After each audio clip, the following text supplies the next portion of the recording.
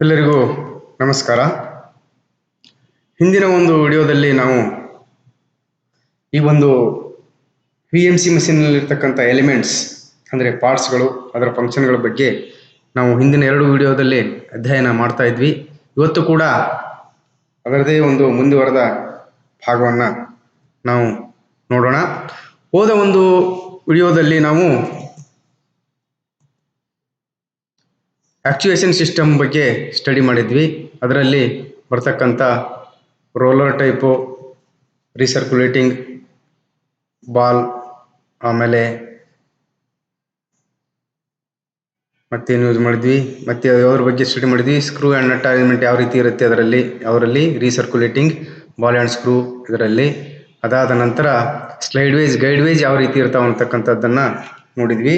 So ಅದಾದ ನಂತರ different types of guide ways, ಅದರಲ್ಲಿ flat guide way, V guide way, ಅದಾದ ನಂತರ ಡೌಟೇಲ್ ಟೈಪ್ ಗೈಡ್ ವೇ, ಇವೆಲ್ಲ ಯಾವ ಮಷೀನಲ್ಲಿ, ಕನ್ವೆನ್ಷನಲ್ ಮಷೀನಲ್ಲಿ ಯೂಸ್ ಮಾಡ್ತಕ್ಕಂಥವು. ಆದರೆ ಈ CNC ಮಷೀನಲ್ಲಿ ಯೂಸ್ ಮಾಡ್ತಕ್ಕಂಥದ್ದು ಯಾವುದು ಆಂಟಿ ಫ್ರಿಕ್ಷನಲ್ ಗೈಡ್ ವೇಜು, ಅದಕ್ಕೆ ನಾವು LM ಗೈಡ್ ವೇಜ್ ಅಂತ ಹೇಳ್ತೀವಿ.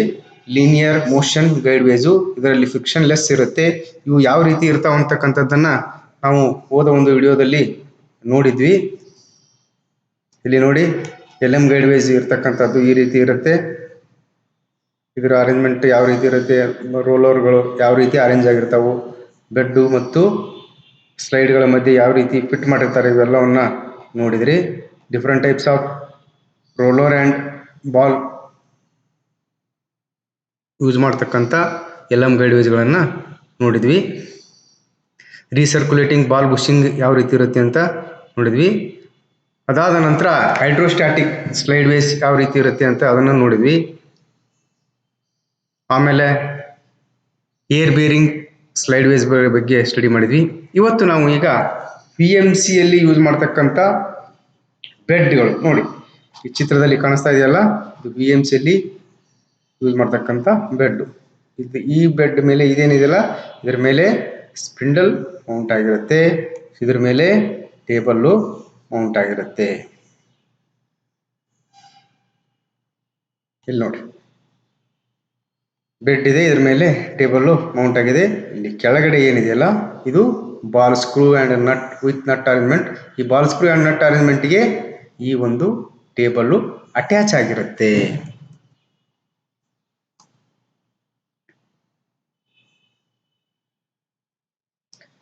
ಇನ್ನು VMCಯಲ್ಲಿ ಯೂಸ್ ಮಾಡ್ತಕ್ಕಂಥ ಆಟೋ ಟೂಲ್ ಚೇಂಜರ್. ಇಲ್ಲಿ VMCಯಲ್ಲಿ ಮ್ಯಾನ್ಯುವಲ್ ಮಷೀನಲ್ಲಿ ಯೂಸ್ ಮಾಡೋ ರೀತಿಯಲ್ಲಿ ನಾವು ಇಲ್ಲಿ ಮ್ಯಾನ್ಯುವಲ್ ಆಗಿ ಟೂಲ್ಗಳನ್ನು ಚೇಂಜ್ ಮಾಡುವಂಗಿಲ್ಲ.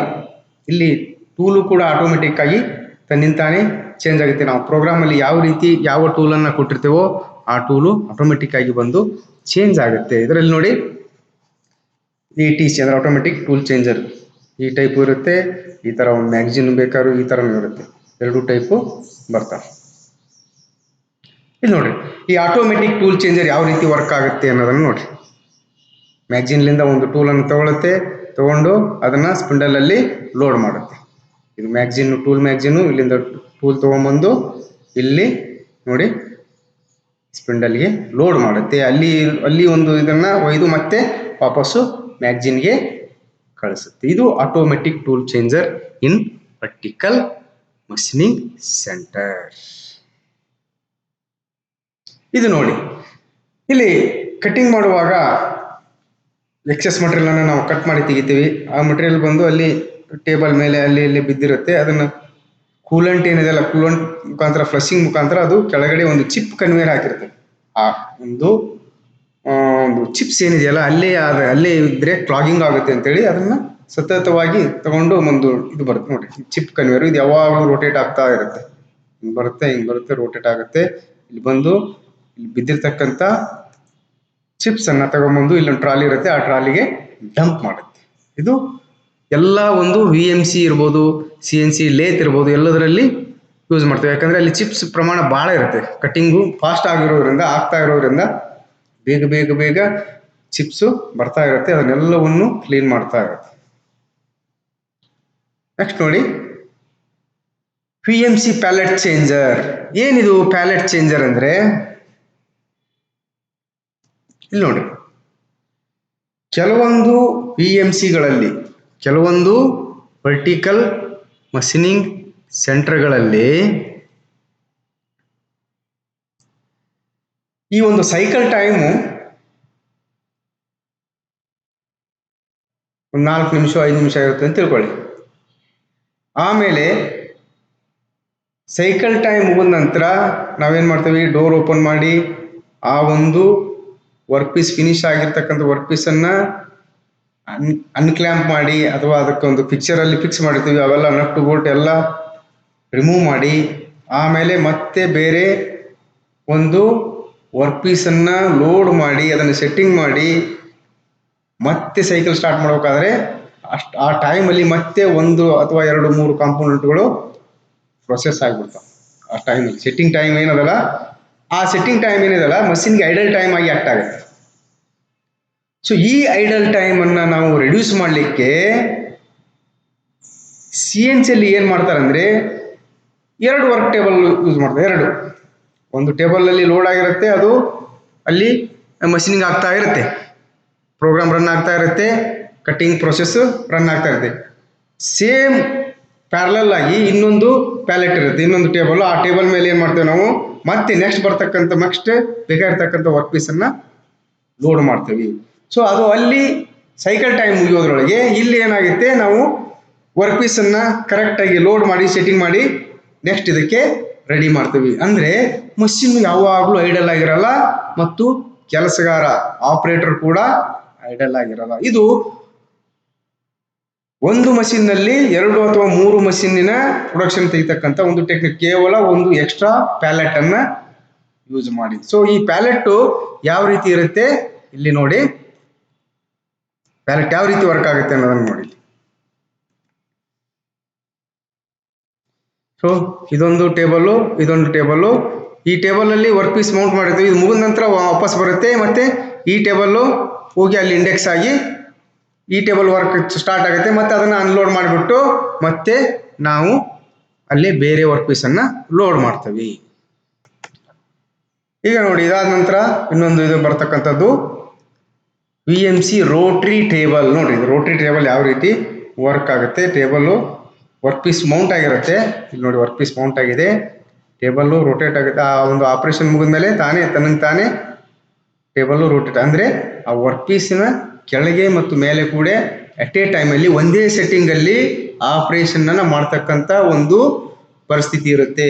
ಸೆಟ್ಟಿಂಗ್ ಚೇಂಜ್ ಆದರೆ ಮತ್ತೆ ಅಲ್ಲಿ ಆ ಒಂದು ಕಟ್ಟಿಂಗಿನ ಪ್ರೊಫೈಲಿನ ಪ್ಯಾರಾಮೀಟರ್ಸ್, ಅಂದರೆ ರನ್ಔಟ್ ಅಥವಾ ಶಿಫ್ಟ್ ಆಗೋದು, ಈ ಥರ ಆಕ್ಸಿಸ್ ಶಿಫ್ಟ್ ಆಗ್ತಕ್ಕಂಥ ಚಾನ್ಸಸ್ ಇರುತ್ತೆ. ಅದನ್ನು ಅವಾಯ್ಡ್ ಮಾಡಲಿಕ್ಕೆ ಒಂದೇ ಸೆಟ್ಟಿಂಗಲ್ಲಿ, ಸಿಂಗಲ್ ಸೆಟ್ಟಿಂಗಲ್ಲಿ ಸಂಪೂರ್ಣ ವರ್ಕ್ ಪೀಸಿನ ಆಪರೇಷನ್ಗಳನ್ನು ಮಾಡಲಿಕ್ಕೆ ನಾವು ಇಲ್ಲಿ ಏನು ಮಾಡ್ತೀವಿ, ಈ ರೀತಿಯಾಗಿ ರೋಟ್ರಿ ಟೇಬಲನ್ನು ಯೂಸ್ ಮಾಡ್ತೀವಿ.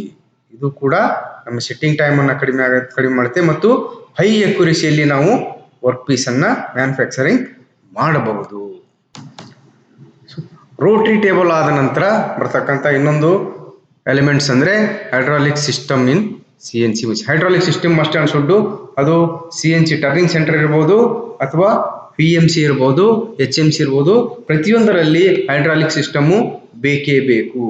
ಯಾಕೆ ಬೇಕು ಅನ್ನೋದನ್ನ ನಾನು ಮುಂದೆ ಹೇಳ್ತೇನೆ ನಿಮಗೆ. ಇಲ್ಲಿ ನೋಡ್ರಿ, ಇಲ್ಲಿ basic 2 axis CNC machine hydraulic system is used for checking work piece job, quill stroke to hold the job between centers. ಇಲ್ಲಿ 2 axis ಅಂದ್ರೆ ಲೇತ್ ಮಷೀನ್ ಅಲ್ಲಿ ಏನ್ ಮಾಡುತ್ತೆ, ಚೆಕ್ ಅಲ್ಲಿ ಜಾಬ್ ಅನ್ನು ಹೋಲ್ಡ್ ಮಾಡ್ಲಿಕ್ಕೆ ಯೂಸ್ ಮಾಡ್ತೀವಿ.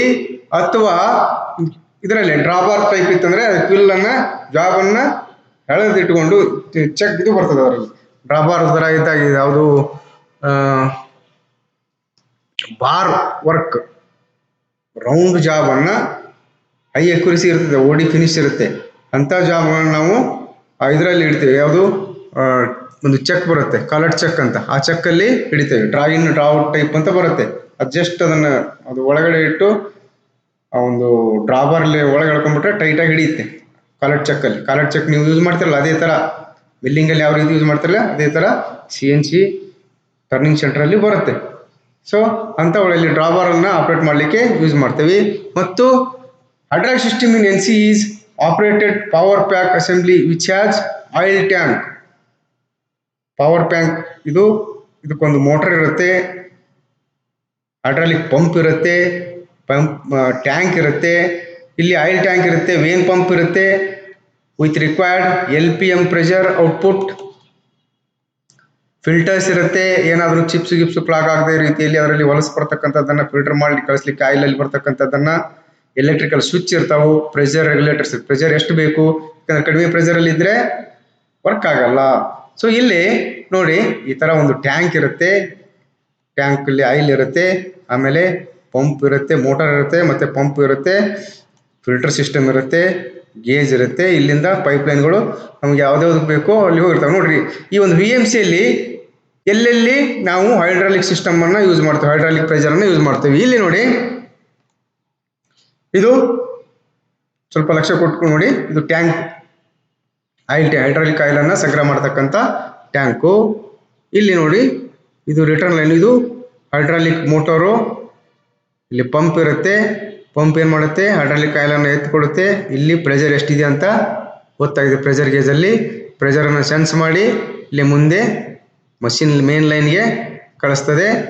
ಇಲ್ಲಿ ಸೊಲನಾಯ್ಡ್ ವಾಲ್ಸ್ ಇರ್ತಾವೆ, ನಾವು ಎಷ್ಟು ಸಿಸ್ಟಮ್ಗೆ ಡಿಸ್ಟ್ರಿಬ್ಯೂಟ್ ಮಾಡ್ಬೇಕಂತ ಇರುತ್ತಲ್ಲ ಅಷ್ಟು ಸಿಸ್ಟಮ್ಗೆ ಒಂದೊಂದು ಸೊಲನಾಯ್ಡ್ ವಾಲ್ ಇರುತ್ತೆ. ಇಲ್ಲಿ ಆಟೋಮೆಟಿಕ್ ಟೂಲ್ ಚೇಂಜರಿಗೆ ಒಂದಿದೆ, ಆಟೋಮೆಟಿಕ್ ಪ್ಯಾಲೆಟ್ ಚೇಂಜರಿಗೆ ಒಂದಿದೆ, ಟೂಲ್ ಕ್ಲ್ಯಾಂಪಿಗೆ ಒಂದಿದೆ, ಆಮೇಲೆ ಆಕ್ಸಿಸ್ ಕ್ಲ್ಯಾಂಪ್ಗೆ ಒಂದಿದೆ.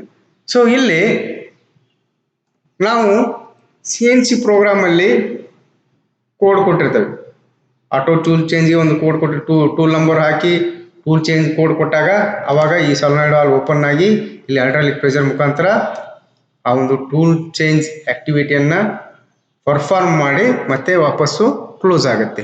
ಇಲ್ಲಿ ಆಟೋ ಪ್ಯಾಲೆಟ್ ಚೇಂಜರ್ ಕೂಡ ಇದು ಅದೇ ರೀತಿ, ಒಂದು ಸೈಕಲ್ ಮುಗಿದ ಮೇಲೆ ನೆಕ್ಸ್ಟ್ ಸೈಕಲ್ಗೆ ನೆಕ್ಸ್ಟ್ ಪ್ಯಾಲೆಟ್ ಅನ್ನ ನಾವು ಪ್ರೋಗ್ರಾಮ್ ಮಾಡಿರ್ತೀವಿ, ಅದೇ ತರ ಈ ಪ್ಯಾಲೆಟ್ ಚೇಂಜ್ ಆಗುತ್ತೆ. ಟೂಲ್ ಕ್ಲ್ಯಾಂಪ್ ಮಾಡ್ಲಿಕ್ಕೂ ಕೂಡ ಯಾವಾಗ ನಾವು ಯಾವ ಕೋಡ್ ಅನ್ನ ಪ್ರೋಗ್ರಾಮ್ ಅಲ್ಲಿ ನಾವು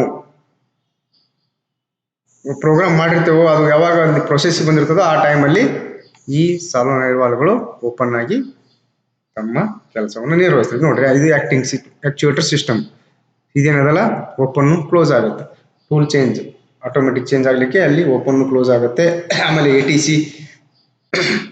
ಪ್ಯಾಲೆಟ್ ಚೇಂಜ್ ಆಗುವಾಗ ಕೂಡ ಅಲ್ಲಿ ಇವೆಲ್ಲ ಯಾವ ರೀತಿ ಆಕ್ಟ್ ಆಗ್ತಾವ ಅಂದ್ರೆ, JCB ವರ್ಕ್ ನೋಡ್ರಿ, JCB ಎಲ್ಲ ಪೂರ್ತಿ ಹೈಡ್ರಾಲಿಕ್ ಅಲ್ಲೇ ವರ್ಕ್ ಆಗುತ್ತೆ. ಅದೇ ರೀತಿ ಇಲ್ಲಿ ಕೂಡ ಹೈಡ್ರಾಲಿಕ್ ಅಲ್ಲಿ ಈ ಕೆಲಸಗಳೆಲ್ಲ ಹೈಡ್ರಾಲಿಕ್ ಅಲ್ಲಿ ವರ್ಕ್ ಆಗೋ.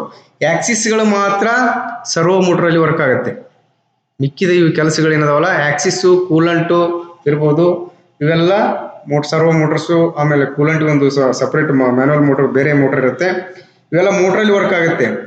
ಇವು ಬಿಟ್ಟು ಇವೆಲ್ಲ ಮಿಸ್ಲೇನಿಯಸ್ ಫಂಕ್ಷನ್ಸ್ ಏನದಾವಲ್ಲ ಇವುಗಳಿಗೆ ಹೈಡ್ರಾಲಿಕ್ ಪವರ್ ಪ್ಯಾಕ್ ಇರ್ತಕ್ಕಂಥ ಒಂದು ಸಿಸ್ಟಮ್ ಅನ್ನು ಯೂಸ್ ಮಾಡಿ ನಾವು ಈ ಎಲ್ಲ ಕಾರ್ಯಗಳನ್ನ VMC ಅಲ್ಲಿ ಮಾಡ್ತೇವೆ. ನೆಕ್ಸ್ಟ್ ನೋಡಿ, ಈ ಒಂದು CNC VMC ಗಳಲ್ಲಿ ಕೂಲೆಂಟ್ ಸಿಸ್ಟಮ್ ಯಾವ ರೀತಿ ಇರುತ್ತೆ. ಕೂಲೆಂಟ್ ಸಿಸ್ಟಮ್ ಬಹಳ ಇಂಪಾರ್ಟೆಂಟ್ ಇಲ್ಲಿ, ಯಾಕಂದ್ರೆ ಇಲ್ಲಿ ಹೈ ಕಟ್ಟಿಂಗ್ ಫೀಡ್ ಇರೋದ್ರಿಂದ ಬೇಗ ಒಂದು ಹೀಟ್ ಜನರೇಟ್ ಆಗುತ್ತೆ, ಭಾರಿ ಪ್ರಮಾಣದಲ್ಲಿ ಹೀಟ್ ಜನರೇಟ್ ಆಗುತ್ತೆ. ಕೂಲೆಂಟ್ ಇಲ್ಲದೆ ಹೋದ್ರೆ ಅಲ್ಲಿ ಟೂಲ್ ವೇರ್ ಆಗುತ್ತೆ, ಆಮೇಲೆ ವರ್ಕ್ ಪೀಸಿನ ಡೈಮೆನ್ಷನ್ಸ್ ಕೂಡ ಕರೆಕ್ಟ್ ಬರಲ್ಲ. ಸೊ ಇಲ್ಲಿ ನೋಡಿ, coolant system provided with the machine is designed to supply the coolant through the flexinox to the cutting zone. ಈ ಕಟಿಂಗ್ ಝೋನ್ಗೆ ಫ್ಲೆಕ್ಸಿಬಲ್ ಒಂದು ಇದು ಬರ್ತಾವ, ಫ್ಲೆಕ್ಸಿಬಲ್ ಇಲ್ಲಿ ನೋಡಿ ಫ್ಲೆಕ್ಸಿಬಲ್, ಇವು ಹೆಂಗ್ ಬೇಕಂಗೆ ತಿರುಗಿಸ್ಕೋಬಹುದು. ಫ್ಲೆಕ್ಸಿಬಲ್ ಪೈಪ್ಲೈನ್ ಬರುತ್ತೆ. ಇಲ್ಲಿ ಇವುಗಳ ಮುಖಾಂತರ ನಾವು ಡೈರೆಕ್ಟ್ ಆಗಿ ಕಟಿಂಗ್ ಪಾಯಿಂಟ್ಗೆ ನಾವು ಡೈರೆಕ್ಟ್ ಮಾಡಬಹುದು. The coolant flexinox to be positioned such that coolant should flow effectively to the cutting zone. ಇದು ಮಾತ್ರ ಬಹಳ ಇಂಪಾರ್ಟೆಂಟು. ಕೂಲೆಂಟ್ ಜೋರಾಗಿ ಬರ್ತದೆ, ಬಟ್ ಕಟಿಂಗ್ ಪಾಯಿಂಟ್ ಬಿಟ್ಟು ಇನ್ನೆಲ್ಲೋ ಹೋಗ್ತಾ ಇದ್ರೆ ಅಲ್ಲಿ ಕೂಲಿಂಗ್ ಎಫೆಕ್ಟ್ ಆಗಲ್ಲ. ಡೈರೆಕ್ಟ್ ಆಗಿ ಟೂಲ್ ಇದೆಯಲ್ಲ, ಆ ಟೂಲಿನ ಕಟಿಂಗ್ ಪಾಯಿಂಟ್ಗೆ ಕೂಲೆಂಟು ಪ್ರೆಷರ್ ಆಗಿ ಬೀಳ್ಬೇಕು. Since the centrifugal pump is used to discharge the coolant, the system does not call for flow adjustment and pressure setting. ಇಲ್ಲಿ ನಾವು ಕೂಲೆಂಟ್ ಅನ್ನ ಡಿಸ್ಚಾರ್ಜ್ ಮಾಡಲಿಕ್ಕೆ ಸೆಂಟ್ರಿಫುಗಲ್ ಪಂಪ್ ಅನ್ನ ಯೂಸ್ ಮಾಡ್ತೇವೆ. ಸೊ ಸೆಂಟ್ರಿಫ್ಯೂಗಲ್ ಪಂಪ್ ಇರೋದ್ರಿಂದ ಇಲ್ಲಿ constant pressure ಇರುತ್ತೆ, ಪ್ರೆಷರ್ ಅಡ್ಜಸ್ಟ್ಮೆಂಟ್ ಮಾಡಲಿಕ್ಕೆ ಆಗಲ್ಲ. ಸೊ ಅದಕ್ಕೆ ನಾವು ಯಾವಾಗಲೂ ಪ್ರೆಷರ್ ಕರೆಕ್ಟ್ ಇದೆಯೋ ಇಲ್ಲ ಅನ್ನೋದನ್ನ ನಾವು ಅಲ್ಲಿ ನೋಡ್ಬಿಟ್ಟು ಎನ್ಶೂರ್ ಮಾಡ್ಬೇಕು. ಕರೆಕ್ಟ್ ಪ್ರಮಾಣದಲ್ಲಿ ಕೂಲೆಂಟ್ ಸಫಿಶಿಯೆಂಟ್ ಆಗಿ ಬರ್ತಾ ಇದೆಯೋ ಇಲ್ಲ ಅಂತ ನೋಡ್ಬೇಕು. Ensure that the pump runs in correct direction and discharges sufficient amount of coolant to the cutting zone. Pump correct direction ಅಲ್ಲಿ ರೊಟೇಟ್ ಆದರೆ ಹೈ ಪ್ರೆಷರ್ ಅಲ್ಲಿ ಏನ್ ಬರುತ್ತೆ, ಕೂಲೆಂಟ್ ಬರುತ್ತೆ. ಅದನ್ನ ನಾವು ಯಾವಾಗಲೂ ನೋಡ್ತಾ ಇರಬೇಕು. Check for sufficiency of the coolant in the coolant tank. Coolant tank ಅಲ್ಲಿ ಸಫಿಶಿಯೆಂಟ್ ಆಗಿ ಕೂಲೆಂಟೇ ಇಲ್ಲ ಅಂದ್ರೆ ಅಲ್ಲಿ ಪ್ರೆಷರ್ ಇಂದ ಬರ್ತಕ್ಕಂಥ ಪ್ರೆಷರ್ ಆಗಿ ಕೂಲೆಂಟ್ ಬರ್ತಕ್ಕಂಥ ಚಾನ್ಸೇ ಇರಲ್ಲ. ಸೊ ಅದಕ್ಕೆ ಕೂಲೆಂಟ್ ಟ್ಯಾಂಕ್ ಅಲ್ಲಿ ಮೊದಲು ಕೂಲೆಂಟು ಸಫಿಶಿಯೆಂಟ್ ಆಗಿದೆಯೋ ಅನ್ನೋದನ್ನ ಚೆಕ್ ಮಾಡ್ರಿ. If the amount of coolant is insufficient add some more water too, ಅದಕ್ಕೆ ಮತ್ತಷ್ಟು ಕೂಲೆಂಟ್ ಅನ್ನ ಆಡ್ ಮಾಡಬೇಕು. ಸಫಿಶಿಯೆಂಟ್ ಕೂಲೆಂಟ್ ಇಲ್ಲ ಅಂದ್ರೆ ಇಲ್ಲಿ ನೋಡ್ರಿ, ಇದು ಕೂಲೆಂಟ್ ಸಿಸ್ಟಮ್ ಯಾವ ರೀತಿ ಇರುತ್ತಂತೆ. ಇದು ಕೂಲೆಂಟ್ ರಿಸರ್ವಾಯರ್ ಇರುತ್ತೆ, ಪಂಪ್ಲಿಂದ ಏನಾಗುತ್ತೆ ಹೋಗುತ್ತೆ, ಆಮೇಲೆ ಇಲ್ಲಿ ವಾಲ್ವ್ ಇರ್ತಾವು, ಪ್ರೆಷರ್ ಸೆಟ್ಟಿಂಗ್ ಇರುತ್ತೆ, ಇಲ್ಲಿ ಫಿಲ್ಟರ್ ಆಗುತ್ತೆ, ಮತ್ತೆ ಫಿಲ್ಟರ್ ಆದ ನಂತರ ಹೋಗಿ ಇಲ್ಲಿ ಕಟಿಂಗ್ ಪಾಯಿಂಟ್ಗೆ ಬೀಳುತ್ತೆ ಎಕ್ಸೆಸ್, ಆಮೇಲೆ ರಿಟರ್ನ್ ಆಗಿ ಮತ್ತು ಕೂಲೆಂಟು ಟ್ಯಾಂಕಿಗೆ ಬರುತ್ತೆ. ಏನಾದರೂ ಇಲ್ಲೇನಾದರೂ ಸ್ವಲ್ಪ ಏನಾದರೂ ಕಟ್ಟಿತ್ತಂದ್ರೆ ಇಲ್ಲಿ ಬೈಪಾಸ್ ಅಲ್ಲಿ ವಾಪಸ್ ಬರುತ್ತೆ ಜಾಸ್ತಿ ಇದಾಗಿ. ಆಮೇಲೆ ಈ ಕೂಲೆಂಟ್ ಇದನ್ನ ಅವಾಗ ಫಿಲ್ಟರ್ನ ಕ್ಲೀನ್ ಮಾಡ್ತಾ ಇರಬೇಕು. Some water soluble coolants solidify. ಇಲ್ಲಿ ನೋಡಿ ಕೂಲೆಂಟ್ ಎಷ್ಟೊಂದು ಪ್ರೆಷರ್ ಅಲ್ಲಿ ಈ ಒಂದು ಕಟ್ಟಿಂಗ್ ಪಾಯಿಂಟ್ಗೆ ಆಕ್ಟ್ ಆಗ್ತದೆ. ಈ ತರ ಇತ್ತಂದ್ರೆ ಏನಾಗುತ್ತೆ, ಅಲ್ಲಿ ಹೀಟ್ ಜನರೇಟ್ ಆಗೋದು ಈಸಿಯಾಗಿ ಆಗುತ್ತೆ. ಅದರ ಜೊತೆಗೆ ಇಲ್ಲಿ ಬಂದಿರತಕ್ಕಂಥ ಚಿಪ್ಸು ಕೂಡ ಇಲ್ಲೆಲ್ಲಿ ಉಳಿಯಂಗಿಲ್ಲ, ಅವು ಸೀದಾ ಹೋಗಿ ಕನ್ವೇರಿಗೆ ಬೀಳ್ತಾವ. ಅದರಲ್ಲಿ ಕೂಲೆಂಟ್ ಮುಖಾಂತರ ಹರ್ಕೊಂಡೋಗಿ ಅದರಲ್ಲಿ ಫ್ಲೋ ಆಗಿ ಕನ್ವೇರಲ್ಲಿ ಬೀಳ್ತಾವ. ಕನ್ವೇರಿಂದ ಚಿಪ್ ಇದಕ್ಕೆ ಟ್ರೇಗೆ ಬೀಳ್ತಾವ. ಈಗ ನಾವು CNC ಮಷೀನ್ ನಲ್ಲಿ ಯೂಸ್ ಮಾಡ್ತಕ್ಕಂಥ ಫೀಡ್ಬ್ಯಾಕ್ ಸಿಸ್ಟಮ್ಗಳ ಬಗ್ಗೆ ತಿಳ್ಕೊಳ್ಳೋಣ. ಏನಿದು ಫೀಡ್ಬ್ಯಾಕ್ ಸಿಸ್ಟಮ್ ಅಂದ್ರೆ, ನಾವು ಈ CNC ಪ್ರೋಗ್ರಾಮ್ ಅಲ್ಲಿ ಆ ಒಂದು ಟೇಬಲ್ಗೆ ಅಥವಾ ಟೂಲ್ಗೆ ಇಷ್ಟು MM ನೀನು ಹೋಗ್ಬೇಕು ಅಂತ ನಾವು ಪ್ರೋಗ್ರಾಮ್ ಮಾಡಿರ್ತೇವೆ. G0ದಲ್ಲಿ ಇಷ್ಟು ಹೋಗ್ಬೇಕು, G01 ಅಲ್ಲಿ ಇಷ್ಟು MM ಇಷ್ಟು ಮೈಕ್ರಾನ್ ಅಲ್ಲಿ ಹೋಗ್ಬೇಕು ಅಂತ ನಾವು ಪ್ರೋಗ್ರಾಮ್ ಮಾಡಿರ್ತೀವಿ. ಆ ಪ್ರೋಗ್ರಾಮ್ ಪ್ರಕಾರ ಆ ಒಂದು ಟೂಲಿನ ಮೂವ್ಮೆಂಟು ಆಗಿದೆಯೋ ಇಲ್ವೋ, ಅಥವಾ ಆ ಒಂದು ಟೇಬಲಿನ ಮೂವ್ಮೆಂಟು ಆಗಿದೆಯೋ ಇಲ್ವೋ ಅಂತಕ್ಕಂಥದ್ದನ್ನ ಮಷಿನ್ ಕಂಟ್ರೋಲ್ ಯೂನಿಟ್ಗೆ ವಾಪಸ್ ತಿಳಿಸ್ತಕ್ಕಂಥ ಒಂದು ಸಿಸ್ಟಮ್. ಅಂದ್ರೆ ಇದರರ್ಥ ಇಷ್ಟೇ, ನಾವು ಒಬ್ಬರಿಗೆ ಕೆಲಸ ಹೇಳಿರ್ತೇವೆ, ಒಬ್ಬನಿಗೆ ಕೆಲಸ ಹೇಳಿ ಇನ್ನೊಬ್ಬನಿಗೆ, ಅವನಿಗೆ ಗೊತ್ತಿಲ್ಲ ಇನ್ನೊಬ್ಬನಿಗೆ ನೋಡು ಅವನಿಗೆ ಇಷ್ಟು ಕೆಲಸ ಹೇಳಿದೆ, ಆ ಕೆಲಸ ಯಾವ ರೀತಿ ಮಾಡ್ತಾ ಇದ್ದಾನೋ ಇಲ್ಲ, ಪೂರ್ತಿ ಮಾಡಿದಾನೋ ಇಲ್ಲೋ ಅನ್ನೋದನ್ನ ನೀನು ಮಾನಿಟರ್ ಮಾಡಿ ನನಗೆ ಹೇಳ್ಬೇಕು, ವಾಪಸ್ ಹೇಳ್ಬೇಕು ಅಂತ ಹೇಳ್ದಂಗೆ. ನಾನು ಇಲ್ಲಿ ಮಷಿನ್ ಕಂಟ್ರೋಲ್ ಯೂನಿಟ್ ಆಗಿ ವರ್ಕ್ ಮಾಡ್ತೀನಿ. ಮಧ್ಯೆ ಕೆಲಸ ಮಾಡೋನು ಅವನು ಟೇಬಲ್ಲು ಅಥವಾ ಟೂಲ್ ಆಗಿ ವರ್ಕ್ ಮಾಡ್ತಾನೆ. ಆಮೇಲೆ ನನಗೆ ಹೇಳ್ತಾನಲ್ಲ ಅವನು ಫೀಡ್ಬ್ಯಾಕ್ ಸಿಸ್ಟಮ್ ಅಂತ ಆ ರೀತಿಯಾಗಿ ವರ್ಕ್ ಮಾಡ್ತಾನೆ. ಸೊ ಇಲ್ಲಿ ಏನಾದರೂ ಹೆಚ್ಚು ಕಮ್ಮಿ ಮೂವ್ಮೆಂಟ್ ಅಲ್ಲಿ ಏನಾದರೂ ಕಡಿಮೆ ಆದ್ರೆ ಅದು ವಾಪಸ್ ಹೇಳುತ್ತೆ ಮಷಿನ್ ಕಂಟ್ರೋಲ್ ಯೂನಿಟ್ಗೆ, ಇಲ್ಲ ಇದು ಕಡಿಮೆ ಆಗಿದೆ ಅಂತ. ಆವಾಗ ಮಷಿನ್ ಕಂಟ್ರೋಲ್ ಯೂನಿಟ್ ಮತ್ತೆ ಅದಕ್ಕೆ ಪವರ್ ಸಪ್ಲೈ ಮಾಡಿ ಎಷ್ಟು ಮೂವ್ಮೆಂಟ್ ಆಗಬೇಕು ಅಷ್ಟು ಮೂವ್ಮೆಂಟ್ ಆಗೋ ರೀತಿಯಲ್ಲಿ ನೋಡ್ಕೊಳ್ತದೆ. ಇದಕ್ಕೆ ಫೀಡ್ಬ್ಯಾಕ್ ಸಿಸ್ಟಮ್ ಅಂತ ಹೇಳ್ತೇವೆ. ಸೊ ಇಲ್ಲಿ ನೋಡಿ, feedback system in the CNC machine. The feedback system is also referred to as the measuring system. ಇಲ್ಲಿ ಮೆಜರ್ಮೆಂಟ್ ಮಾಡುತ್ತೆ ಅದು. ಇಲ್ಲಿ 25.02 mm ಮೂವ್ಮೆಂಟ್ ಆಗಬೇಕು ಟೂಲ್ ಅಂತ ನಾವು ಕೊಟ್ಟಿರ್ತೇವೆ. ಅಲ್ಲಿ ಅಷ್ಟು ಆಗಿದೆಯೋ ಇಲ್ಲೋ ಅನ್ನೋದನ್ನ ಮೆಜರ್ ಮಾಡುತ್ತೆ. ಆಯ್ತಂದ್ರೆ ಎಸ್, ಇಲ್ಲ ಅಂದ್ರೆ ಮತ್ತೆ ರಿಟರ್ನ್ ಆಗಿ ಇದು ಸಿಗ್ನಲ್ ಕಳಿಸ್ತದೆ. It uses position and speed transducers to continuously monitor the position at which the cutting tool is located at any particular instant. Cutting tool ಎಲ್ಲಿ ಲೊಕೇಟ್ ಆಗಿದೆ, ಯಾವ ಪಾಯಿಂಟ್ ಅಲ್ಲಿ ನಾವು ಹೇಳ್ತೀವೋ ಅಲ್ಲಿ ಲೊಕೇಟ್ ಆಗಿದೆಯೋ ಇಲ್ಲೋ ಅನ್ನೋದನ್ನ ಕಂಟಿನ್ಯೂಯಸ್ ಆಗಿ ಇದು ಫೀಡ್ಬ್ಯಾಕ್ ಅನ್ನ ಮಾನಿಟರ್ ಮಾಡ್ತಾ ಇರುತ್ತೆ. ಮಾನಿಟರ್ ಮಾಡಿ ಫೀಡ್ಬ್ಯಾಕ್ ಅನ್ನ ಮಷಿನ್ ಕಂಟ್ರೋಲ್ ಯೂನಿಟ್ಗೆ ಕಳಿಸ್ತಾ ಇರುತ್ತೆ. MCU ಅಂದ್ರೆ machine control unit. MCU uses the difference between reference signals and feedback signals to generate the control signals for correcting position and speed error. ಇಲ್ಲಿ ಸ್ಪೀಡ್ ಅಲ್ಲಿ ಇರಬಹುದು ಅಥವಾ ಪೊಸಿಷನ್ ಟೂಲಿನ ಸ್ಪೀಡ್ ಅಲ್ಲಿ ಅಥವಾ ಟೂಲಿನ ಪೊಸಿಷನ್ಗಳಲ್ಲಿ ಆಗ್ತಕ್ಕಂಥ ಡಿಫರೆನ್ಸ್ ಏನಾದರೂ ಡಿಫರೆನ್ಸ್ ಇದ್ರೆ ಅವುಗಳನ್ನ ಈ ಫೀಡ್ಬ್ಯಾಕ್ ಸಿಸ್ಟಮ್ ಮುಖಾಂತರ ಬಂದಿರತಕ್ಕಂಥ ಫೀಡ್ಬ್ಯಾಕ್ ನ ಒಂದು ಆಧಾರದ ಮೇಲೆ ಮತ್ತೆ ಅದನ್ನ MCU ಕರೆಕ್ಷನ್ ಮಾಡುತ್ತೆ. ಅದಕ್ಕೆ ಬೇಕಾಗಿರ್ತಕ್ಕಂಥ ಸಿಗ್ನಲ್ ಕೊಡುತ್ತೆ. ಟೂಲ್ಸ್ ಇರ್ಬೋದು ಅಥವಾ ಟೇಬಲ್ ಮೂವ್ಮೆಂಟ್ಗೆ ಇರ್ಬೋದು, ಅವಕ್ಕೆ ಸಿಗ್ನಲ್ ಕೊಟ್ಟು ಅದನ್ನ ಕರೆಕ್ಷನ್ ಮಾಡುತ್ತೆ. ಇಲ್ಲಿ ಈ ಒಂದು ಫೀಡ್ಬ್ಯಾಕ್ ಸಿಸ್ಟಮ್ ಅಲ್ಲಿ ಎರಡು ರೀತಿ ಬರುತ್ತೆ. ಒಂದು ಓಪನ್ ಲೂಪ್ ಕಂಟ್ರೋಲ್ ಸಿಸ್ಟಮ್, ಇನ್ನೊಂದು close loop control system. Open loop ಅಲ್ಲಿ ಯಾವುದೇ ಫೀಡ್ಬ್ಯಾಕ್ ಇರಲ್ಲ. ಹೆಂಗಿರುತ್ತೆ ನೋಡ್ರಿ ಇಲ್ಲಿ ಓಪನ್ ಲೂಪ್ ಅಂದ್ರೆ, ಇನ್ನೇನು ಓಪನ್ ಲೂಪ್ ಕಂಟ್ರೋಲ್ ಸಿಸ್ಟಮ್ ಈ ಫಿಗರ್ ಇದೆಯಲ್ಲ, ಇದು ಓಪನ್ ಲೂಪ್ ಕಂಟ್ರೋಲ್ ಸಿಸ್ಟಮ್ ಅನ್ನು ತೋರಿಸುತ್ತೆ. In which there is no arrangement for detecting or comparing the actual position of the cutting tool on the job with the commanded value. ಇಲ್ಲಿ ನಾವು ಎಷ್ಟು 25.02 value ಅನ್ನ ಕೊಟ್ಟಿದ್ದೇವೆ ಟೂಲ್ ಇಷ್ಟು ಮೂವ್ಮೆಂಟ್ ಆಗಬೇಕು ಅಂತೇಳಿ. ಅದು ಆಯ್ತೋ ಇಲ್ವೋ ಅನ್ನೋದನ್ನ ಡಿಟೆಕ್ಟ್ ಮಾಡ್ಲಿಕ್ಕೆ ಯಾವುದೇ ಸಿಸ್ಟಮ್ ಇರಲ್ಲ. ಇದಕ್ಕೆ ಓಪನ್ ಲೂಪ್ ಅಂತ ಹೇಳ್ತೇವೆ. ಆ ಟೂಲ್ ಎಷ್ಟು ಅಂದ್ರೆ ಇಲ್ಲಿ ಯಾವುದೇ ಮಾನಿಟರಿಂಗ್ ಇರಲ್ಲ. ನಾ ಕೆಲಸ ಹೇಳ್ತೇನೆ, ಅವ್ ಮಾಡ್ಯಾನೋ ಬಿಟ್ಟಾನೋ ಗೊತ್ತಾಗಲ್ಲ ನನಗೆ. ಅವ್ ಹೋಗಿ ಎಷ್ಟು ಮಾಡೇನಿ ಅಂದ್ರೆ ಅದೇ ಓಕೆ ಆ ತರ.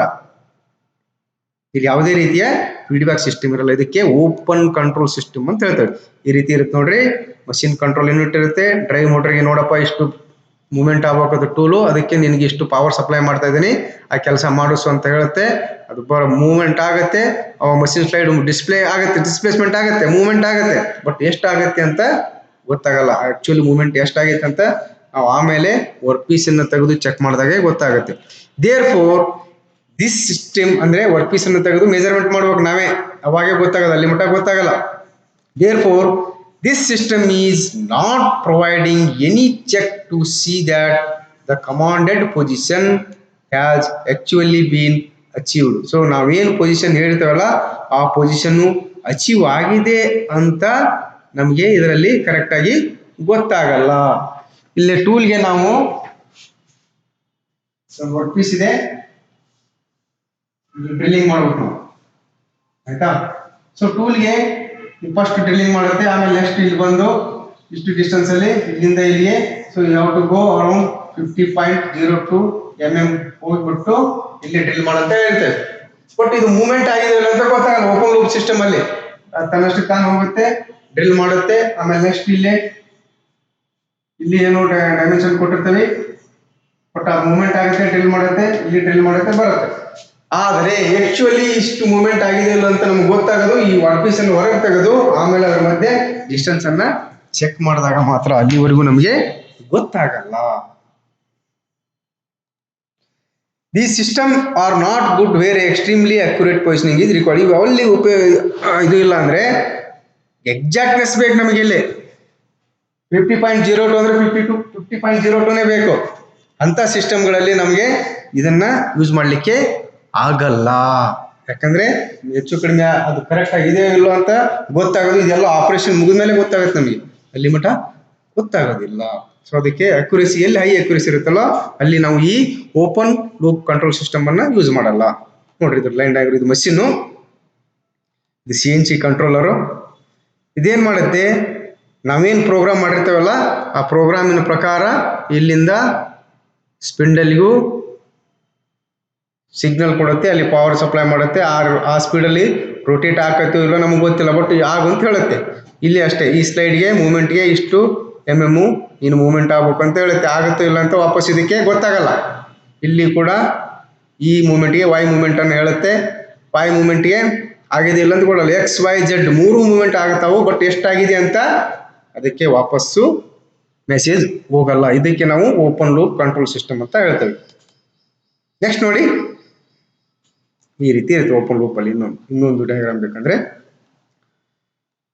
PLC CNC, ಇಲ್ಲಿಂದ ಏನಾಗುತ್ತೆ, ಸರ್ವೋ ಡ್ರೈವ್ ಹೋಗುತ್ತೆ, ಸರ್ವೋ ಮೋಟರ್ ಹೋಗುತ್ತೆ, ಅಲ್ಲಿಂದ ಬಾಲ್ ಸ್ಕ್ರೂ ಹೋಗುತ್ತೆ, ಬಾಲ್ ಸ್ಕ್ರೂ ಇಂದ ಸ್ಪಿಂಡಲ್ ಏನದಲ್ಲ ಮೂವ್ಮೆಂಟು ಆಗುತ್ತೆ, ಜಾಬು ಫಿನಿಶ್ ಆಗುತ್ತೆ. ಬಟ್ ಅದೇನಾಯ್ತು ಅಂತ ಗೊತ್ತಾಗಲ್ಲ. ಇಲ್ಲಿ ಡಿಸ್ಪ್ಲೇ ಬರುತ್ತೆ, ಅದು ಹೋಯ್ತು ಅಂತ ಡಿಸ್ಪ್ಲೇಯಲ್ಲಿ ಬಂದಿರುತ್ತೆ, ಬಟ್ ಆದರೆ ಆ್ಯಕ್ಚುಲಿ ಹೋಗಿದೆಯಿಲ್ಲ ಅಂತ ಗೊತ್ತಾಗಲ್ಲ. ಯಾಕಂದರೆ ಇಲ್ಲಿಂದ ಮತ್ತೆ ವಾಪಸ್ಸು ಇಲ್ಲಿಗೆ ಫೀಡ್ಬ್ಯಾಕ್ ಇಲ್ಲ. ಇದು open loop control system. Next ಬರ್ತಕ್ಕಂಥದ್ದು ಕ್ಲೋಸ್ಡ್ ಲೂಪ್ ಕಂಟ್ರೋಲ್ ಸಿಸ್ಟಮ್. ಇಲ್ಲಿ ನೋಡಿ, closed loop control is A term which is used very often when we talk about CNC machine. CNC machine ಅಂತ ಅಂದಾಗ ಅಲ್ಲಿ ನಮಗೆ ಕ್ಲೋಸ್ಡ್ ಲೂಪ್ ಕಂಟ್ರೋಲ್ ಸಿಸ್ಟಮ್ ಇರಲೇಬೇಕು. This term signifies that the control system has provisions to ensure that the tool reaches the desired position at the correct feed rate. ಆ tool ಏನಿದೆಯಲ್ಲ, desired position ಅನ್ನ ನಾವು ಯಾವ ಫೀಡ್ ರೇಟ್ ಅಲ್ಲಿ ಹೇಳ್ತೇವೆ ಅದೇ feed rate ಅಲ್ಲಿ ರೀಚ್ ಆಗಿದೆ ಅಂತ ವಾಪಸ್ಸು ಮಷಿನ್ ಕಂಟ್ರೋಲ್ ಯೂನಿಟ್ಗೆ ಇವು ಕ್ಲೋಸ್ ಲೂಪ್ ಸಿಸ್ಟಮ್ ಇದ್ರೆ ಹೇಳುತ್ತೆ. Even if some errors creep in due to unforeseen reasons. For instance, in the previous example, 60,000 pulses sent in 2 minutes by the control should cause a tool travel of 60 mm at 30 mm per minute. But even if the control sends these pulses, it cannot be ensured that the tool has really traveled exactly 60 mm. ಈ open loop control system ಇದ್ರೆ, suppose ಇದೇನಿದೆ ಅಲ್ಲ, motor ಒಂದು 60,000 electrical pulse ಅನ್ನ generate ಮಾಡಿ 2 minutes ಅಲ್ಲಿ 60,000 pulse ಅನ್ನ generate ಮಾಡಿ ಕಳಿಸ್ತದೆ. ಅದಕ್ಕೆ ಟ್ರಾವೆಲ್ ಸಿಸ್ಟಮ್ಗೆ ಕಳಿಸ್ತದ. ಅಲ್ಲಿ ಆ travel system 30 mm per minute speed ಅಲ್ಲಿ 2 minutes ಅಲ್ಲಿ 60 mm ಅನ್ನ ಟ್ರಾವೆಲ್ ಮಾಡಬೇಕು. ಆದರೆ ಓಪನ್ ಲೂಪ್ ಸಿಸ್ಟಮ್ ಅಲ್ಲಿ ಆ 60 mm 60,000 ಪಲ್ಸ್ ಅಲ್ಲಿ ಜನರೇಟ್ ಆಗಿದ್ರೂ ಕೂಡ 60 mm ಮೂವ್ಮೆಂಟ್ ಆಗಿದೆಯೋ ಇಲ್ಲ ಅನ್ನೋದು ನಮಗೆ ಗೊತ್ತಾಗಲ್ಲ. ಒಂದು ಮೈಕ್ರಾನ್ಗೆ ಒಂದು ಪಲ್ಸ್ ರೀತಿಯಲ್ಲಿ 60,000 ಅಲ್ಲಿ ಇದು ಮಾಡಿದ್ರು ಕೂಡ ಏನಾಗುತ್ತೆ, ಇಲ್ಲಿ ನಮಗೆ ಅಷ್ಟು ಮೂವ್ಮೆಂಟ್ ಆಗಿದೆಯೋ ಇಲ್ಲ 60 mm ಅನ್ನೋದು ಯಾವುದರಲ್ಲಿ ಓಪನ್ ಲೂಪ್ ಸಿಸ್ಟಮ್ ಅಲ್ಲಿ ಗೊತ್ತಾಗಲ್ಲ. ಆದರೆ ಇಲ್ಲಿ ಇನ್ close loop, A close loop control has A device called encoder and this can continuously ascertain the distance actually traveled by the tool and then monitor the same. ಇದು ಏನ್ ಮಾಡುತ್ತೆ, ಈ ಒಂದು system ಏನಿದೆಯಲ್ಲ, ಡಿಸ್ಟೆನ್ಸ್ ಕಂಟಿನ್ಯೂಸ್ ಆಗಿ ಎಷ್ಟು travel ಆಗಿದೆ ಅನ್ನೋದನ್ನ ಕಂಟಿನ್ಯೂಸ್ ಮಾನಿಟರ್ ಮಾಡ್ತಾ ಇರುತ್ತೆ. ಅದನ್ನ ಹೊಳ್ಳಿ ಮಷಿನ್ ಕಂಟ್ರೋಲ್ ಯೂನಿಟ್ಗೆ ವಾಪಸ್ಸು ಫೀಡ್ಬ್ಯಾಕ್ ಕೊಡ್ತಾ ಇರುತ್ತೆ. In the form of feedback signals to the machine control, the control studies this feedback information and takes corrective action in case any error is detected in the tool position feed rate. ಇಲ್ಲಿ suppose ಇದರಲ್ಲಿ ಏನಾದರೂ correction ಇದೆ, tool position ಆಗಲಿ feed rate ಅಲ್ಲಿ 30 mm per minute ಅಲ್ಲಿ ಹೋಗ್ಬೇಕಂದ್ರೆ ಅದು ಕಡಿಮೆ ಅಥವಾ ಹೆಚ್ಚು ಹೋಗ್ತಾ ಇದ್ರೆ ಅದ್ರ ಫೀಡ್ಬ್ಯಾಕ್ ಹೋಗುತ್ತೆ. ಅವಾಗ ಇಮಿಡಿಯೇಟ್ ಆಗಿ ಮಷಿನ್ ಕಂಟ್ರೋಲ್ ಯೂನಿಟ್ ಹೆಚ್ಚಿಸಿ ಪಲ್ಸ್ ಅನ್ನ ಕೊಡ್ತದ, ಅಥವಾ ಪಲ್ಸ್ ಜಾಸ್ತಿ ಆಗಿದ್ರೆ ಅದನ್ನ ಕಡಿಮೆ ಆದ್ರೂ ಮಾಡ್ತದೆ. ಅಂದ್ರೆ ಕಂಟಿನ್ಯೂಸ್ ಆಗಿ ವಿತಿನ್ ಸೆಕೆಂಡ್ ಅಲ್ಲಿ ಕೂಡ ಆ ಒಂದು MCUಗೆ ಮಷಿನ್ ಕಂಟ್ರೋಲ್ ಯೂನಿಟ್ಗೆ ಮೆಸೇಜ್ ಪಾಸ್ ಆಗ್ತಾ ಇರುತ್ತೆ, ಫೀಡ್ಬ್ಯಾಕ್ ಹೋಗ್ತಾ ಇರುತ್ತೆ. ಇದು ಕ್ಲೋಸ್ ಲೂಪ್ ಸಿಸ್ಟಮಿನ ಒಂದು ಫಂಡ. ಇಲ್ಲಿ ನೋಡಿ, ಕ್ಲೋಸ್ ಲೂಪ್ ಸಿಸ್ಟಮ್ ಯಾವ ರೀತಿ ಇರುತ್ತೆ ಅನ್ನೋದನ್ನ, ಕಂಪ್ಯೂಟರ್ ಇರುತ್ತೆ. ಕಂಪ್ಯೂಟರ್ ಅಲ್ಲಿ ನಾವೇನ್ ಮಾಡ್ತೀವಿ, ಪ್ರೋಗ್ರಾಮ್ ಅನ್ನ ಇನ್ಪುಟ್ ಮಾಡ್ತೀವಿ. ಆ ನಂತರ ಕಮಾಂಡ್ ವ್ಯಾಲ್ಯೂವನ್ನ ಏನ್ ಮಾಡ್ತೀವಿ, ಇದು ಪ್ರೊಸೆಸ್ ಮಾಡುತ್ತೆ. ಪ್ರೊಸೆಸ್ ಮಾಡಿ ಇಲ್ಲಿ ಪಲ್ಸ್ ಜನರೇಟ್ ಆಗಿ ಮೋಟರ್ಗೆ ಹೋಗುತ್ತೆ. ಏನು ಹೋಗುತ್ತೆ, ಮೋಟರ್ಗೆ ಎಲೆಕ್ಟ್ರಿಕಲ್ ಪವರ್ ಹೋಗುತ್ತೆ ಪಲ್ಸ್ ರೇಟ್ ಅಲ್ಲಿ. ಸೊ ಆವಾಗ ಇದೇನಾಗುತ್ತೆ, ಯಾವ ಒಂದು ಪ್ರಮಾಣದಲ್ಲಿ ಪಲ್ಸ್ ಅದಕ್ಕೆ ರಿಸೀವ್ ಆಗುತ್ತೋ ಅಷ್ಟೇ ಪ್ರಮಾಣದಲ್ಲಿ ರೋಟೇಷನ್ ಆಗುತ್ತೆ. ರೋಟೇಟ್ ಆದಾಗ ಇಲ್ಲಿ ಬಾಲ್ ಸ್ಕ್ರೂವಿನ ಮುಖಾಂತರ ಆ ರೋಟೇಷನಲ್ ಮೋಷನ್ನು ಇಲ್ಲಿ ಲೀನಿಯರ್ ಮೋಷನ್ ಆಗಿ ಕನ್ವರ್ಟ್ ಆಗಿ ಸ್ಲೈಡ್ ಮೂವ್ಮೆಂಟ್ ಆಗುತ್ತೆ. ಆ ಸ್ಲೈಡ್ ಮೂವ್ಮೆಂಟು ಕರೆಕ್ಟ್ ಆಗಿ ಅಷ್ಟೇ ಆಗಿದಿಲ್ಲ, ಪ್ರತಿ ಸೆಕೆಂಡ್ಗೆ ಅಷ್ಟೇ ಆಗಿದೆ ಇಲ್ಲ ಅಂತೇಳಿ ಈ ಎನ್ಕೋಡರ್ ಅಲ್ಲಿ ನೋಡ್ರಿ, ಎನ್ಕೋಡರ್ ಅಲ್ಲಿ ಇಲ್ಲಿ ಒಂದು ಸ್ಕೇಲ್ ಇರುತ್ತೆ, ಅಲ್ಲಿ ಚೆಕ್ ಆಗ್ತಾ ಇರುತ್ತೆ. ಅದು ಪ್ರತಿ ಸಾರಿ ಹೇಳ್ತಾ ಇರುತ್ತೆ ಇಲ್ಲಿ ಇಲ್ಲ ಹೋಯ್ತು, ಎಸ್ ಅಂದ್ರೆ ಎಸ್ ಅಂತ ಹೇಳುತ್ತೆ, ಇಲ್ಲಿ ನೋ ಅಂದ್ರೆ ನೋ, ಇಲ್ಲ ಹೋಗಿಲ್ಲ ಅಷ್ಟು, ಈಗ ನೋಡ್ರಿ 1 ನಿಮಿಷದಲ್ಲಿ ಇಷ್ಟು ಹೋಗ್ಬೇಕಾಯ್ತು ಅಷ್ಟು ಹೋಗಿಲ್ಲ ಕಡಿಮೆ ಹೋಗಿದೆ ಅಂದಾಗ ಮತ್ತೆ ಈ ಮೋಟಾರ್ಗೆ ಹೆಚ್ಚಿನ ಒಂದು ಪವರ್ ಸಪ್ಲೈ ಮಾಡುತ್ತೆ, ಮತ್ತೆ ಆ ವಿತಿನ್ ಟೈಮ್ ಅಲ್ಲಿ ಮತ್ತು ಅದು ಆ ಒಂದು ಪೊಸಿಷನ್ ಅನ್ನ ರೀಚ್ ಆಗೋ ರೀತಿಯಲ್ಲಿ ಈ ಒಂದು ಎನ್ಕೋಡರ್ ನೋಡ್ಕೊಳ್ಳುತ್ತೆ. ಸೊ ಇದು ಕ್ಲೋಸ್ ಲೂಪಿನ ಸಿಸ್ಟಮ್. ಇಲ್ಲಿ ಯಾವುದೇ ರೀತಿಯ ಎರರು ಇರಲ್ಲ. ಇಲ್ಲಿ ನೋಡ್ರಿ ಮಷೀನ್ ನಲ್ಲಿ ನೋಡಿದಾಗ ಇಲ್ಲಿ ಫಾರ್ ಎಕ್ಸಾಂಪಲ್ ಕಂಟ್ರೋಲ್ ಯೂನಿಟ್ ಇರುತ್ತೆ, ಕಂಟ್ರೋಲ್ ಯೂನಿಟ್ ಇಂದ ಪವರ್ ಸಪ್ಲೈ ಆಗುತ್ತೆ ಇಲ್ಲಿ ಸರ್ವೋ ಮೋಟರ್ಗೆ, ಸ್ಪಿಂಡಲ್ ಇದು ಜೆಡ್ ಆಕ್ಸಿಸ್ ಅಂತ ತಿಳ್ಕೊಂಡ್ರಿ, ಜೆಡ್ ಆಕ್ಸಿಸ್ ಮೂವ್ಮೆಂಟು ಅದು ಯಾವ ರೀತಿ ಪ್ರೋಗ್ರಾಮ್ ಮಾಡಿರ್ತೇವೋ ಅದೇ ರೀತಿ ಆಗಿದೆಯೋ ಇಲ್ಲೋ ಅನ್ನೋದನ್ನ ಎನ್ಶೂರ್ ಮಾಡಿಕೊಂಡು ಆಗೈತಿ ಇಲ್ಲ ಅನ್ನೋದನ್ನ ಮತ್ತೆ ವಾಪಸ್ ಕಂಟ್ರೋಲ್ ಯೂನಿಟ್ ಹೇಳುತ್ತೆ. ಎಸ್ ಆಗಿದೆ ಅಂದ್ರೆ ಆಗಿದೆ ಅಂತ ಹೇಳ್ತೆ, ಇಲ್ಲ ಅಂದ್ರೆ ಮತ್ತೆ ಇಲ್ಲ ಅಂತ ಹೇಳ್ತಂದ್ರೆ ಮತ್ತೆ ಎಕ್ಸ್ಟ್ರಾ ಪಲ್ಸ್ ಎಲೆಕ್ಟ್ರಿಕಲ್ ಸಿಗ್ನಲ್ ಕಳಿಸಿ ಆ ಒಂದು ನಮ್ಮ ಪ್ರೋಗ್ರಾಮಿನ ಪ್ರಕಾರ ಮೂವ್ಮೆಂಟ್ ಆಗೋ ರೀತಿಯಲ್ಲಿ ನೋಡ್ಬೋದು. ಅದೇ ರೀತಿ ಎಕ್ಸ್ ಆಕ್ಸಿಸ್ ಕೂಡ ಮೂವ್ಮೆಂಟ್ ಹೋಗೋ ಅದು ಪಲ್ಸ್ ಇದಾಗುತ್ತೆ, ಅಲ್ಲಿಂದ ಫೀಡ್ಬ್ಯಾಕ್ ಬರುತ್ತೆ, ಮತ್ತೆ ವೈ ಆಕ್ಸಿಸ್ ಕೂಡ ಹೋಗುತ್ತೆ, ಮತ್ತೆ ವಾಪಸ್ ಪೊಸಿಷನ್ ಫೀಡ್ಬ್ಯಾಕು ಬರುತ್ತೆ. ಇದು ಕ್ಲೋಸ್ಡ್ ಲೂಪ್ ಸಿಸ್ಟಮ್. ಇಲ್ಲಿಗೆ ಈ ಒಂದು CNC ಮಷೀನಲ್ಲಿ ಯೂಸ್ ಮಾಡ್ತಕ್ಕಂಥ ಎಲಿಮೆಂಟ್ಗಳು, ಅವುಗಳ ಪಾರ್ಟ್ಸ್ ಏನೇನು ಬರ್ತವೆ, ಪಾರ್ಟ್ಸು ಫಂಕ್ಷನ್ಸು ಇಲ್ಲಿಗೆ ಮುಕ್ತಾಯ ಆಯಿತು. ನಾವು ಇವತ್ತು ಏನೇನು ಯಾವ ಯಾವ ಎಲಿಮೆಂಟ್ಗಳ ಬಗ್ಗೆ ಸ್ಟಡಿ ಮಾಡಿದ್ವಿ ಅನ್ನೋದನ್ನ ಇನ್ನೊಮ್ಮೆ ರೀಕ್ಯಾಪ್ ಮಾಡೋಣ. ನೋಡಿ, PMC ಮಷೀನಲ್ಲಿ ಯೂಸ್ ಮಾಡ್ತಕ್ಕಂಥ ಬೆಡ್ ಯಾವ ರೀತಿ ಇರುತ್ತೆ ಅಂತ ನೋಡಿದ್ವಿ. ಆಮೇಲೆ ಆಟೋ ಟೂಲ್ ಚೇಂಜರ್ ಯಾವ ರೀತಿ ಇರುತ್ತೆ ಅಂತ ನೋಡಿದ್ರಿ, ಟೂಲ್ ಚೇಂಜ್ ಯಾವ ರೀತಿ ಆಗುತ್ತೆ ಅಂತ ತಿಳ್ಕೊಂಡ್ರಿ. ಚಿಪ್ ಕನ್ವೇಯರ್ ಯಾವ ರೀತಿ ಇರುತ್ತೆ, ಅದು ಯಾವ ರೀತಿ ವರ್ಕ್ ಆಗುತ್ತೆ ಅಂತಕ್ಕಂಥದ್ದನ್ನ ತಿಳ್ಕೊಂಡ್ರಿ. ಆಮೇಲೆ ಆಟೋ ಪ್ಯಾಲೆಟ್ ಚೇಂಜರ್ ಅದ್ರ ಕೆಲಸ ಏನು, ಯಾಕೆ ಬೇಕು, ಅದ್ರ ಉಪಯೋಗ ಏನಂತ ತಿಳ್ಕೊಂಡ್ರಿ. ಅದಾದ್ಮೇಲೆ ರೋಟರಿ ಟೇಬಲ್ ಅಂದ್ರೆ ಏನು, ಹೆಂಗ್ ಯೂಸ್ ಮಾಡ್ತಾರೆ ಅನ್ನೋದು ನೋಡಿದ್ರಿ. ಹೈಡ್ರಾಲಿಕ್ ಸಿಸ್ಟಮ್ ಯಾವ ರೀತಿ ಇರುತ್ತೆ ಅನ್ನೋದನ್ನ ನೋಡಿದ್ವಿ. ಸರ್ಕ್ಯೂಟ್ ಯಾವ ರೀತಿ ಇರುತ್ತೆ, ಯಾವ ರೀತಿ ಯಾವ್ಯಾವಕ್ಕೆ ಸೊಲೆನಾಯ್ಡ್ ವಾಲ್ವ್ ಅಂದ್ರೆ ಏನು, ಹೆಂಗ್ ಓಪನ್ ಆಗುತ್ತೆ, ಇದೆಲ್ಲ ತಿಳ್ಕೊಂಡ್ರಿ. ಕೂಲೆಂಟ್ ಸಿಸ್ಟಮ್ ಬಗ್ಗೆ ಸ್ಟಡಿ ಮಾಡಿದ್ರಿ. ಕೂಲೆಂಟ್ ಹೆಚ್ಚು ಕಡಿಮೆ ಇದ್ರೆ ಏನಾಗುತ್ತೆ ಅಂತ ಗೊತ್ತಾಯ್ತು, ಕೂಲೆಂಟ್ ಎಷ್ಟು ಇಂಪಾರ್ಟೆಂಟ್ ಅಂತ ನೋಡಿದ್ರಿ. ಫೀಡ್ಬ್ಯಾಕ್ ಸಿಸ್ಟಮ್ ಅನ್ನು ನೋಡಿದ್ರಿ. ಇಲ್ಲಿ ಬಹಳ ಮುಖ್ಯವಾಗಿದ್ದು ಇದರಲ್ಲಿ ಓಪನ್ ಲೂಪ್ ಅಂತ ಒಂದು ಬರುತ್ತೆ ಕಂಟ್ರೋಲ್ ಸಿಸ್ಟಮ್. ಈ ರೀತಿ ಓಪನ್ ಲೂಪ್ ಅಲ್ಲಿ ಯಾವುದೇ ರೀತಿಯ ಫೀಡ್ಬ್ಯಾಕ್ ಹೋಗಲ್ಲ. ಅದಾದ ನಂತರ ಕ್ಲೋಸ್ ಲೂಪ್ ಬರುತ್ತೆ, ಇದರಲ್ಲಿ ಪ್ರತಿಯೊಂದು ಕೂಡ ಫೀಡ್ಬ್ಯಾಕು ವಾಪಸ್ಸು ಮಷಿನ್ ಕಂಟ್ರೋಲ್ ಯೂನಿಟ್ಗೆ ಹೋಗುತ್ತೆ. ಆಮೇಲೆ ಅದು ಏನಾದರೂ ಕರೆಕ್ಷನ್ ಇದ್ರೆ ಮಾಡುತ್ತೆ.